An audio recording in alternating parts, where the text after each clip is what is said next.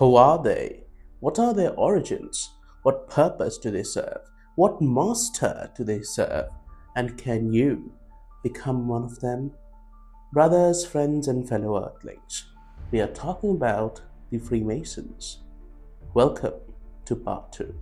What do the Freemasons believe in? This is the most confusing part. Although the Freemasons do not claim their doohickey to be a religion, they call it the fraternity. Freemason members are required to believe in sort of a higher power or a supreme being. They themselves refer to it as the great architect of the universe. The interpretation is left to the individual members. To make things more clear right now, let us dive into more Masonic symbolisms and understand what they actually mean and find some really legit clues. The square and compasses. While the square represents morality and living a life of fairness, integrity, and virtue, the compass represents self-restraint. Together, they remind the Masons to square their actions and circumscribe their desires.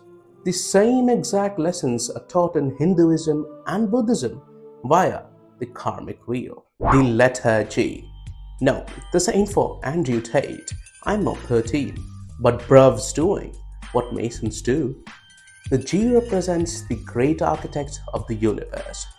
And it also may represent geometry, which signifies order and design in creation. The all-seeing eye. It represents the omnipresence, reminding the Masons that their actions are being watched. A similar moral compass exists in major religions, but biases flaw them. The ashlar. There are two of them. The rough ashlar, an unpolished stone in its natural state, imperfect, devoid of any refinement. And the perfect ashlar, a morally strong person, perfect through Masonic preachings. The pillars, namely Boaz and Jachin. These pillars represent the pillars from King Solomon's temple. They represent strength and establishment. The trowel, the cement of brotherly love, unity, and peace among the Masons.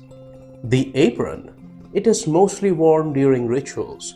Made of white lambskin, it represents the exclusivity and purity of a Freemason. You cannot just spot a Mason on a street, but you can allege Masonic behavior, and the symbols would be an influential, nonchalant individual who can make his presence felt. You know whom I'm thinking about?